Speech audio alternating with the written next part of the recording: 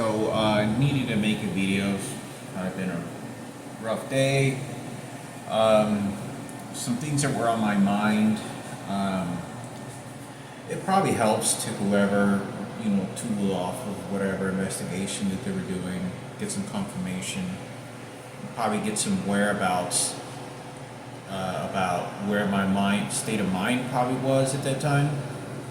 But this is a story about being a DeWitt Perry in Coach Burns' class. And when I think more deeper into it, I recall that what I did after, I think it was probably somewhere around the third week of class,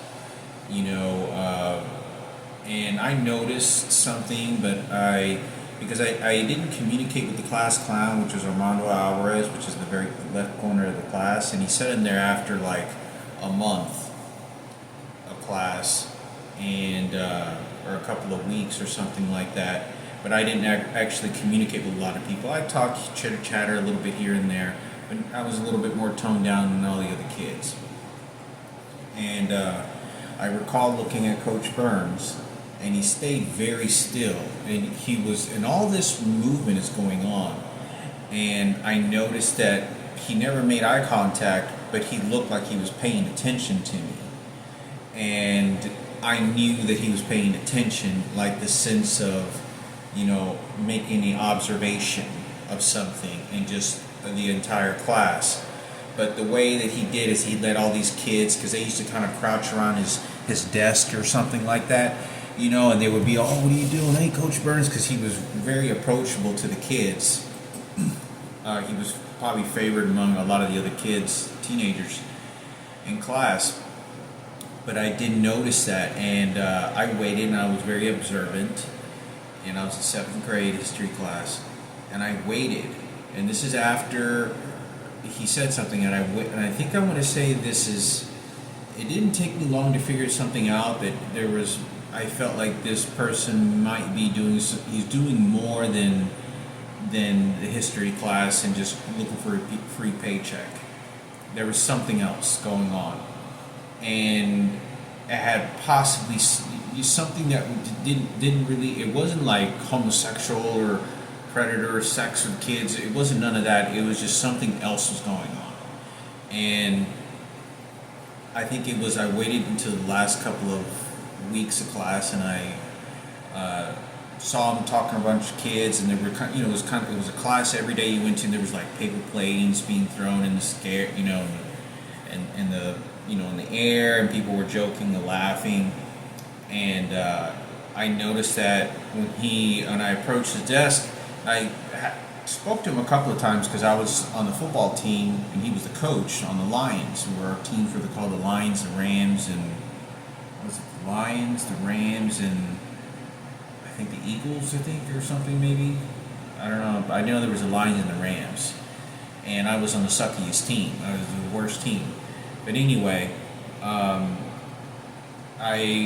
approached him and I asked him a question, and I said, and he might remember this, and I said, when I first saw you, I kind of thought to myself, you were an investigator doing some sort of analysis of the entire class and making an observation. And I said this, and he goes, this kid figured me out. Like he acted just like it. Like, how the hell did you know that? Because I was very quiet, and obviously, there's a certain kind of look that people tend to have when they're really smart in class. It's not very common where you'll find a black-haired Mexican dressed particularly that I was, that can be usually, I'm not saying I wasn't an straight A student by far, but I could barely pass my classes, but it's just, it doesn't really approach that situation where you usually can see who the white boys are, really smart and geniuses, whatever, really nerdy talking or whatever it might be, dressed really nice or have a lot of money, and then just really strict parents. But it usually doesn't come in the forms that it did, and he was really blown away by that. And he might remember that. I had said that, and it was right before the end of class, and I said, I thought you were like an investigator. And he goes, and I think it was because he was, and it had something to do with my mother. This is one of the reasons I think that I'm not sure if my father, Raymond Palomo, who raised me, if he spoke to the president more than once, which is probably not the case. But when he told me he spoke to the president, it was like 2-3 months before 9/11 happened. But what he didn't tell me, what I think is also is because I remember being in Mr. Dustin's class, and it was I talked about that. I was talking to this genius kid. He was like a 12-year-old kid, 11 kid, like he was real giant. He was a big old melon head kid, and he was really into this aerodynamics class. Like he was just flying through it. This kid was really smart. I mean, he was flying through it like really crazy stuff, and it was really difficult. But I began explaining to him things that it seemed out of his element to understand, and I said, do you believe it's possible somebody could be using electronic devices and psychological approaches to make certain things, maybe closing cabinets at the bottom underneath you to sort of trigger certain type of behavior? And I would say this and like just to kind of see how he saw the world or whatever, and he was just really not interested in much. He was just tuned into this otherworldly stuff of space and other stuff. And I noticed because I was in Mr. Dustin's class, and I know he sort of slammed something, and one of the reasons I think maybe they use electronic devices at me in that class, it's hard to think that but the reason I say this is because, I remember the teacher said, my father spoke to the president. And he said that out loud, and then he looked over at me, and I thought to myself, he said this a long time ago. It was weird. I mean, maybe he didn't, but by that time, my father had already committed suicide, and it probably had been, what was that, Mr. Dustin's class? I think, was it my first semester? I think it was my first semester in 7th grade. So it was like an industrial tech class that they had, and they had a computer station, and they had the aerodynamics, and then they had the vortex, how it increases whatever strength and so on, and I just recall him saying that, and I remember him always saying, he says, Frankie was a really good kid. He goes, Frankie, he was a really good kid. And I remember that because when I went to class, Frankie sort of paved the way for me. So when I got to my classrooms, Frankie had always put a good recommendation, like right off the bat. Like, Frankie's a really smart kid. Frankie was a really good kid. Frankie's a really good kid. And I got that a lot from the teachers as I was going through school, always said that. And and I remember that. And so, I think to myself, I'm like, 7th grade, it was in this whole investigation because my sister dies. And, this is around that time where my sister was really, kind of getting sick, and, the girl that lived next door, and that was pretty much it. So, I still don't even remember. I just remember being very young, and I was like 14 years old, when she died, 13 or 14, and she was like 14 or 15. But she was really small as a person, like as a human body, like her body didn't grow a whole lot. And she passed away. But when I think about that particular situation of being in the class, obviously it would have triggered a lot. I hadn't been on probation yet. Miss Mink was already giving me the runs downs, like in and out, and all kinds of shit. And I remember and Susanna was like a student ed teacher, and she helped me like a little bit here doing schoolwork. And I remember I would ask these ingenious questions, and she said, "Damn," she said, "that's a really good question." I'd ask questions that I wanted to find out stuff about, and it wasn't like, I don't know if I had to do some like partial religion and science and understanding how the world is. And I remember both the teachers was like, "Hey, Hector, you're really smart." He was like, "That's a really good question. I want to know that answer for myself too." And so anyway, you know, I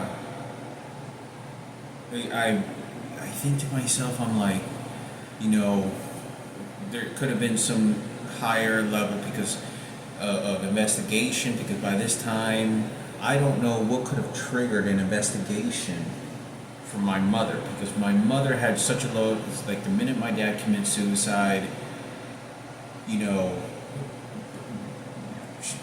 balls eight go toward my mother. Like, did she poison Raymond?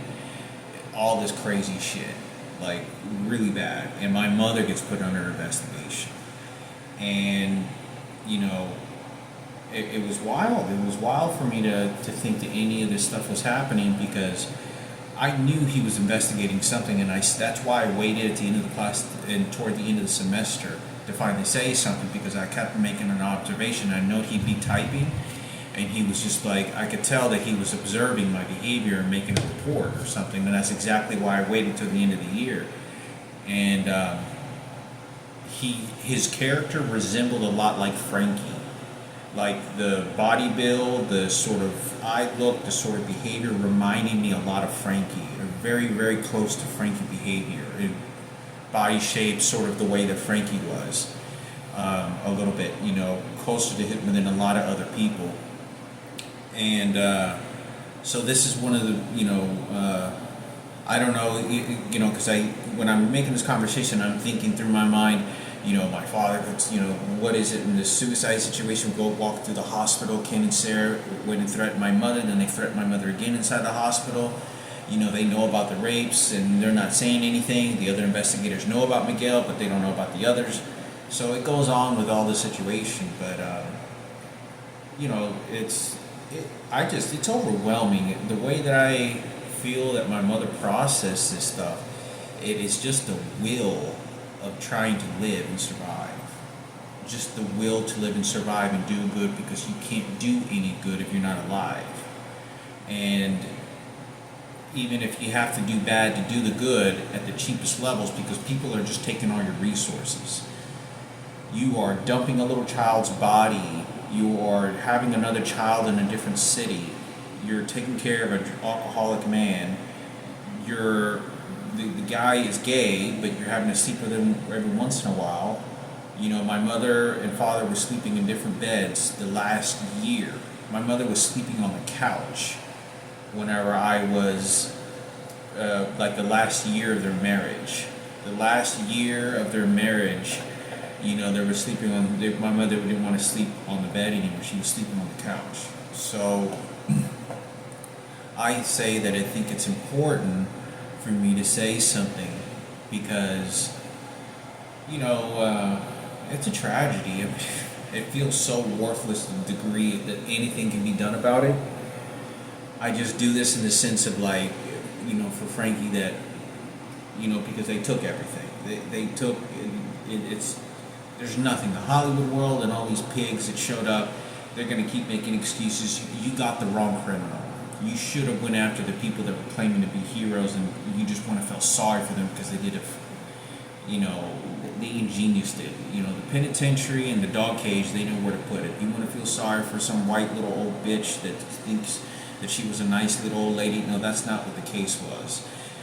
You know, and I know it's bad to be saying these types of things, but it's such a nasty world. And you know, my mother is at that time is such a good person that she would have done so much well with a lot of money and a lot of nice things with her life. She would have, but you know, you having nobody understood how bad it was with the threatening phone calls and what was going on with Frankie. You know, and it makes me feel really guilty. You know, it makes me feel really guilty about everything that happened.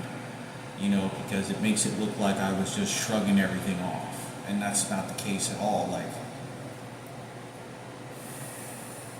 you know, because I remember Frankie either saying something, like I saw him or he knew, and he was looking at me like, I don't think he remembers, I don't think he knows, you know, and there wasn't, you know, and I remember being on a couch and thinking this short instance I was molested, but my mother was so close to her family that I didn't even want to say anything because she was going to get mad at me because I said something bad about, you know, Beto, Joni, or Lupe, or whoever it was that, you know, like, oh, Beto knew the guy that raped Frankie, took us over there, or Lupe knew about it. She would mention it when we went to the Catholic church. She was like, oh, just training me, it's okay. You know, like, so it's a very difficult situation because, you know, my mother, she's used to throwing babies, shit the babies out and throwing them out, and that's what she did. And you know, she didn't just do it with that. My sister, who got thrown into, you know, some dumpster ditch, you know, but she also did it with Frankie, and then had to do it partially with me. The only difference with me is I was extremely aggressive as a kid. Like when I was, you know, when I was a kid, I knew that a lot of kids watched wrestling moves and did a lot of things, but always moved in a structure of way that they were sort of scared to hit and thought this was a wrestling move. I never came across many, and not any of them, at such an early age that I was not really too scared to make at a full blood on contact with the idea of pain, of putting a fist to another kid's face. With that of a little kid would look at that other little kid like the devil. Like there's certain behaviors in kids that I've even heard, like even some real bad ones we hear, like little kids that have, you know, been 8 years old, 10 or been like 10 years old, and they'll take like a little 4-year-old kid to the woods and smash their head with a rock or some shit. I understand that's horrifically bad, but that sort of state of mind, I'm not trying to relate to something like that, but there's not too many that will actually do that type of move with that direct intention. And I do remember doing that a couple of times with that aggression. And but you know, like I said, you know, I think that's what warded most of them off, because they were getting a taste of Frankie. And so, and not only that, because they looked at me and knew that I was just going to start screaming and telling everybody, I don't care, I'm going to tell everybody. And that was why. And that's why they poisoned me, and that's why I think I got poisoned several times and didn't even know about it. But, you know, it's a difficult situation because, you know, you're left with the memories that got rewired while they were just having a joyride, looking like heroes, and then looking like the biggest golden trash cans you can imagine. And it, you know, when it's your own life, and that's it. You know, they don't care about these stories because they found stupid over there that, you know, my mother is just stupid over there and doesn't even know what the fuck to say. Doesn't even know, and they do it on purpose. They want to act like they fucking know because they have Michael Jackson, and if it isn't that, then they want to make something else like. You know, I've never known guys that've been in prison stories of anywhere on the internet that I've heard been raped by 11 fully grown men. 11 fully grown men. I've never heard child rapes of any man, any kid, any grown adult. I watched an entire audience when Oprah Winfrey did her special on sexual molestation. All were males, and every single guy in that audience, and it was like 150, 100, at least 100 of them. It's like 120, 150 of them, averaging there, all had written letters that they had been molested and raped. And they all talked into different stories and how they were victims. Not one of these guys, and there were some really gruesome ones, you know, priests sticking candles and crucifixes in little kids' asses, you know, like in real life. But none of them, you know, said, most of them, I think, all said one or two of them. I've never heard of a kid getting raped by 11 fully grown men. Like, fucking, you got, you know, 250-pound, jacked, guy, you got another guy that shows up down the street, and you know, uh, it's a difficult situation because it pisses me off. Because when you left with those stories, I mean, understand you got war stories and stuff. You get a paycheck, I understand that you hear about the dead bodies and you get your friends being lost and killed and all these types of stories. But I've never heard a kid be raped by 11 fully grown men, fucking full grown men, and then go off to toodle off to being, national anthem mascots to their families and other people and co-workers.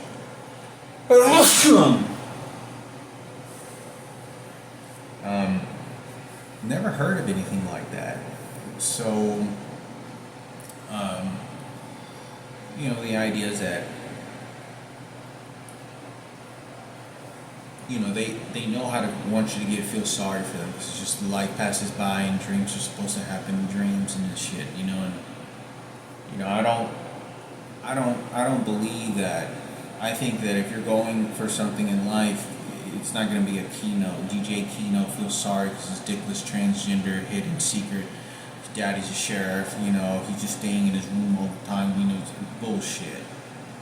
Like, I just don't feel that you should feel sorry for that. I think if somebody's working really hard or working really hard and had a lot of tragedy, yeah, but not for freeloaders. I don't believe that. Not for freeloaders. This is not, you're just freeloading, and that's what they did. And they're smarter and they're white. And you're doing this to a poor Mexican family, to a man that graduated. They know if somebody's willing to, if someone is willing to tow all the weight and not going to complain about you stealing their shit, which was my father, they're going to keep doing it.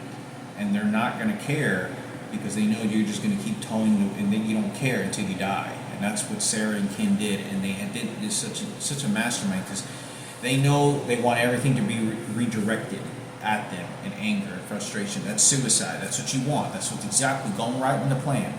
It's Kenneth that's making those decisions. Their family, the way that they raised their kids was nothing but money. It was nothing but just freeloading. Just, you could see the chin that is highly raised. I think that this is what high quality people do, and this is what genius people do. So therefore, I become genius, and therefore I am super wealthy. So then I am going to be making decisions. And really, you're just making whore out decisions, whore my fucking mother out, and that's really what you're fucking doing. Because you're just freeloading. And it's a difficult situation because, there's so many other people. How does all these other people know what the hell's going on? And I don't even know what the fuck's going on, but I know about my brother being raped about it. Shit, I'm trying to get something out of this too. Hey, I got raped. I got save my brother from 11 homosexual rapes, and I deter all these situations and romance. But if you can't talk about it anymore, bingo, that's gold. I'm willing to take a lie detector test. I'm willing to do any test that anybody wants to put up against me to say everything I have to say isn't a lie about this situation. Now, there's just a handful of those situations, 2 or 3 of them, where there's just nothing I can do, where it wasn't necessarily I went along with it, but that's sort of kind of what happened. We went to Mexico, but I told my father, and I was like, where's Frankie?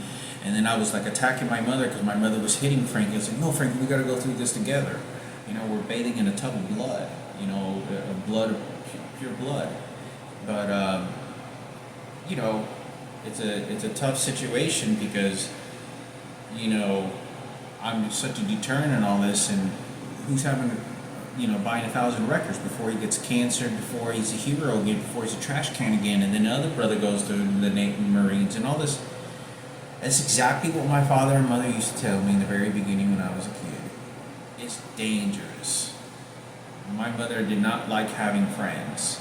My mother used to all the time say, I don't like friends. I don't care. I don't like friends. She's happy the way that she is. And my grandma was like that too. But she said, I talk to every once in a while. I talk, but she doesn't like bonding with anyone else other than her family.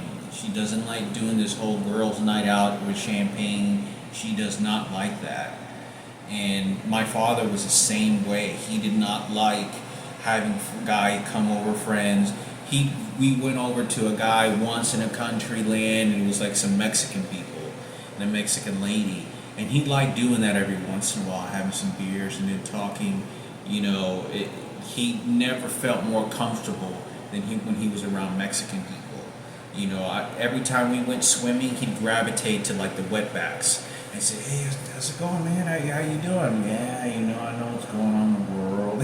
He'd always gravitate to these like scumbag-looking people that nobody really cared about. You go out to the swimming pool where all the white boys and white girls are, and you're getting these nasty-looking faces from the lifeguards because you have black hair and you're this Mexican coming into this royal environment. There's no black people in the first 3 years that I go there. There's none whatsoever, and there's a lot of people there. There's a couple hundred, and no Mexican. We're the only Mexicans that showed up there like the first year. I'd say like the first year we were the only Mexican people that ever showed up there. And but having these things that go on, I remember they were following us because I remember this lady was wearing. We went to this blonde girl was wearing this T-shirt that just looks like my curtains. This hippie swirl looking rainbow shit. And there was another guy in the back, and they were working, and they noticed and knew who we were. And this is why the whole Michael Jackson situation happened, because after the whole Michael Jackson situation, I was going swimming all the time with my dad when I was like 2nd, 3rd, 4th grade. And when I was going there all the time, it was just exploded because I remember that. I remember going and this guy approaching my dad like you're going to violate Ken Cooper's secret or whatever it was with Michael Jackson. Who do you think? This is Michael Jackson. And I could tell the behavior without a doubt, 100%, 100,000%. The guy was, and you got to say, this is before cell phones, this is before pagers. How this information would have been retrieved to this location on the other side of a city is because we're being followed and we were being stalked. This is how intense it was. I do stories about this, but like I said, it's a very tough situation, because I think I'd probably be able to get over it much more faster. I've realized, okay, well, this is the situation with Frankie. This is the situation with, we can't do anything about this anymore. We can't do anything about what time's been lost and what happened to Mom. The time is lost, and they're going to shit it out of their ass again. That's all it is. They're just shitting. That's all they're doing. And they're very smart. Unless you throw them in that cage, and keep them there. And, that's the only, there's no capital punishment that's ever happening. The horrors that had happened, people are going to bring the highest royalty of value, what they think a value is going to be. And if that's not all the infinity amount of money they add on top of their infinity amount of emotional bullshit, it evaporates of what Frankie actually did. Frankie's behavior, when I used to see him talk to my mother occasionally, I'd come home or I'd be in my room, he'd always be standing over the washer, just talking to my mother, or he'd be like, "Oh, hey, Mom," but he never yelled. He never yelled, never got into arguments, and he always approached the situation like he was trying to nurture her. And so I was a little bit different. I got into arguments with my mom. Frankie would see sometimes that I get argue with my mother, and he'd show up to kind of like calm me down. But I would get mad, and we'd get arguments with my mother. I would get arguments with my mom. So, which I was always aggressive as a kid, not overly aggressive, but, I think it's important for me to share this because, the things that he's behaving and doing was a party house that ultimately I got, and then it wasn't even my house. The time passes. Your life gets older. That's the whole purpose of it. They know it's to get the better life than you and then shit on you. And then it doesn't matter. The same way that Frankie dealt with these ass rapes, it's the same way they're going to get away with it again and complain about their problems too, and they're going to keep doing it. not only did they compare it, but they had a better life. He said, well, my paranoia was equal to your fear. It's like, you just nothing yet. I had to learn to throw in the towel. That was it. There was no more to this situation. You had to throw in the towel. So, to say that, just be selfish and think you see yourself in God and for God, because nothing of the ammunition that I could fix this, because there were so many of them, there was so much bullshit, and the time passes that I know that I'm smart enough than any of these people could, because they measured my mother's intelligence, and then they saw Frankie and his dog cage of being ass raped, and they knew those types of personalities. But when somebody's being analytically enough to say, okay, well, this structure and this, well, as long as they took that out of the picture, they just do whatever they want. This is, it sucks. This is, it dismisses so much of the personal life that's at such a magnitude that's lost. You can't put that, describe that the efforts that was made by my father and all the experiences were worthless, and they get totally rearranged. And it's very upsetting when something like that happens, because if you don't have a memory of your life you've ever lived, who's to say that your life existed? And other than when you're dead and you go to God, and if there is whatever this ultimate universe of God and Jesus has to say about what our life was and what our purpose was and all this other perceptions that we think it is. But as long as we're alive here, that's all we have, and that's what we have to have faith for, because then we have faith, and then that's where the ultimate thing is going to happen, where faith is, the things that you can't see, that ultimately we hope, because we had and loved and have faith in the love of the Lord Jesus Christ, which I grew up in. And we grew up by these structures of books of lessons that teach us how to pivot and move throughout life as human beings, and that we're created much more better than that, than just a bunch of walking animal apes picking our ass and screwing each other, and just for the sexual joy of it, breeding bacteria that morphs either into good or bad, with an exchange toward the grounds in the universe, without any entity and personalities or souls that we think we once had when we were all in our teenagers, But, I think it's important for me to say something, because, there was a lot of shit that was going on, with this whole, and even though it is too late, it is something that I, without a doubt, I know that my mother's state of mind, Frankie,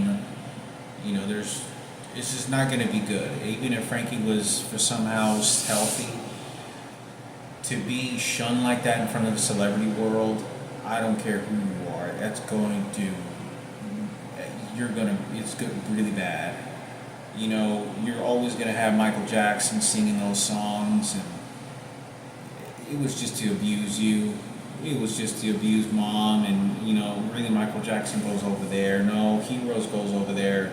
But then I'm going to die too, and I just got to do one for the suicide, for American flag, and they'll just keep doing it. And you can't trust any of them. You can't trust any of them. Dana White, UFC fighters, a lot of singers, more than anybody will be women that has that greater understanding. Will be beautiful looking women, and certain selective women, by far, than greater than men. Because there's just too many homosexuals. They're out for themselves, they're out for their money, they're out for the suicide, sacrifice, this murder-suicide. That's what they're out for, and their perspective and how they see the world is very different, in how they function, whether they get family, kids, sex, appetites, pleasures and joys, satisfactions. It's completely different. But one thing is for sure, straight men and straight women are what make humans, and what makes life even possible. That's how you make humans. That whether you get a beautiful looking human or a retarded human that just flops on the ground like my dead sister, the only hopes of any of that ever happening is if you mate with some of these gay guys have incredible looking genetics, like models, and they're fucking gay. They're gay. They could be making beautiful looking babies, and they're not. It's just party time. It's just, just living your life. And then people like me end up paying a huge price. I got a full beard, I got a full head of hair. Yeah, 40 years old, that's not too bad. But it's difficult. It's a difficult situation. It's a difficult situation because even though I forgive and I forget, to forgive and just kind of move on, there's, I just, toward the belief of a higher power in God, I just don't believe that this story, to say that this suffering was done for something and it wasn't for you. It was not for you, and that's what they did. This is, to come across someone like that at a magnitude, Michael Jackson at the peak of a career. When I saw this guy, he was on his way to a concert, coming back from a concert. He looked like he was about to play in front of 400,000 people. Michael Jackson was playing at an estimated, I think, I've seen the crowd. I think he holds the record for the highest number of people to ever play in front of on a single stage in one person. No one has ever played in that front of a number of people that I know of. This guy looked like he was about to go on stage playing in front of 500,000 people. He looked ready. He was in the movies. Looked like he just literally came out of a poster. So the magnitude of people's faith and religion and what they think afterlife is and access to what special is and how lucky is, it really gets into people's fantasies when it really just was an accident. Yeah, I really didn't, I saw, I saw this movie and it was only one movie. I didn't know that this person really existed at first. And even when I said, oh yeah, that'd be cool, I thought he was like an underground person, just like a nobody. That guy, right there. It wasn't like I really thought this guy was, in reality, is who this really person was. And, I think it's important because even though it wasn't him and his family's fault, the price that Frankie was paying and what other people were going to do could have protected and helped. But it brought a lot of horror. Could have a lot more worse things happen if he never showed up. Yeah.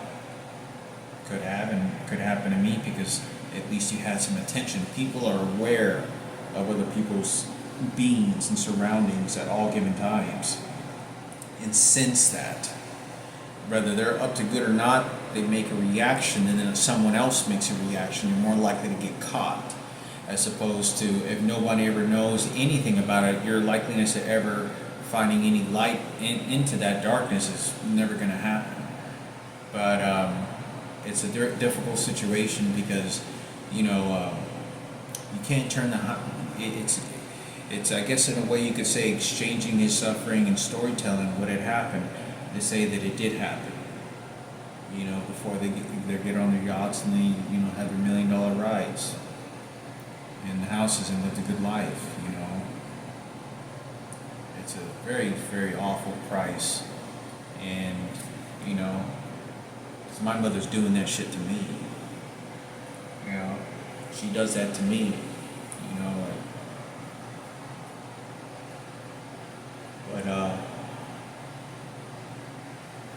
Yeah, so I'll make another video, talk about some other things. I'm going to start out this conversation with D.W. Perry, and, I know Richard Murphy was favored, and he really liked Coach Sullivan's personality, which I really didn't like this guy too much. I remember he kind of jolted a little bit, kind of scared me a little bit, and I noticed that. And I noticed this guy was he had done that, and it was because this is the beginning stages where homophobia with the gays, what they'll do is they'll train the kids that figure out are gay, and then they start bonding this secrecy at a very young age. So then you don't figure, I start to notice that there's changing in acceptance that I'm a person anymore. Is that, oh no, you're not gay like one of us. Yeah, you know the secret, you know, we run everything, the principle. Yeah, you know the gays, how we get. There's higher anarchy with that, always. And started to know this behavior. And for some reason, they think it's the opposite, where, oh, I have privilege because I'm straight and I just make babies and have a family, and that's just, you know, that's just what happens. It just, they realize there's a dysfunction with them or something out in the world, and that's not what's going on. It's in competition, remember? So, so yeah, I think that, you know, I think it's important for me to say something about that, you know. Sometimes I get these images in my mind and I can watch Frankie getting raped. And he isn't crying. He's enduring something. He has no choice, and I can see the expression on his face as this guy is just doing this, and he's just bouncing on his lap. And I get scared. And this is what I talk about. I go back to my mother, what's going to happen? You know, this guy just, I remember just crying. You know, it all happened very fast within 5 minutes. You know, it was like the pain was, first beginning was so awful. I was just like crying, and it was so, I could feel the vibrations of the walls, you know, windows so bad that I didn't care. I was like throwing myself into the fire alone. Hit that door, you know, because he was screaming. You know, and then I opened that door again the first time, you know, or the second time, and that's whenever I like, you know, I didn't know really what to think, what to do, but I just never seen that before. You know, I didn't recognize it very much fast, you know, and, you know, I just don't know. You know, it's a horrible situation where people just start pointing the finger, look at whose problem, look at whose problem. You know, you're just looking to have a cheeseburger, you're looking to have a taco, looking to just go to the playground and enjoy, you know, with your family or kids, and, you know, it's up to you to work on it, but you can't because of this. You know what that is, you know, we become the buffet of sexual predators, and that's what happened. You know, and it happens a lot, and the more that people have all this complain about, the more all these other people say, oh, look what's going on, oh, but then this one over here too, oh, but then this one over here too, oh, but then this one over here, and they just keep doing it. They just keep doing it and keep going. They don't care. They keep driving their Ferraris, they keep looking cool, they keep having sex with all the beautiful women, they keep going to the movies. Okay, look, transgender Patricia feels okay, and they feel sorry for this. But it's all about targeting the stupid, young and vulnerable, and that's why they did it. And they worked in teams when they did it. This was not a single action, this was in team efforts to get other people to make the shootings and killings and sacrifices, and then they, American flag. American flag, oh yeah, I feel good when my beer just flagged it again. Yeah, I feel good for American flag. Like, that's what they're fucking doing. You know, people don't understand when people are like, you know, I'm working at Advanced Graphics, and people say, you know, Gary Gwynn approaches me and he says, yeah, don't go over there. Don't go over there, okay, right? Don't go over. He's talking about my dad's sister because, oh, you might get the credit over there, the dead little girl. Oh, your dead sister. I'm just cleaning up over here. Oh, but my daughter was important too. Like, you know, I'm 25 years old, you know, coming out of chemo. You know, everyone knows everything but me. You know, I'm willing to take any test, and I'm willing to do any. I just feel like it's just dwindled. I feel like it's just dwindled just to just say that this happened. It's important this suffering happened, and then it's said to women, because you have all these queers running around and doing all this shit, and that's what they did. You know, and I have 4 homosexual brothers that are identical twins, and now I'm worried that my mother's identical twin is a fucking lesbian, you know, and it's like, you know, it's a lesbian, and, you know, I don't know what the other one is. I don't know if they have kids either, but, you know, and then that's going to be a big problem. And then when my mother dies, you know, what did Frankie get raped for? Okay, just give it to this twin now. Nobody cares. Nobody did care, you know, and everything just, going to keep falling sorry for these people, and you give them a badge, and nobody cares. You gave the capital punishment to such innocent people, and you continue to do it to innocent people like us. You didn't give it to the people that you should have gave capital punishment for. Or two,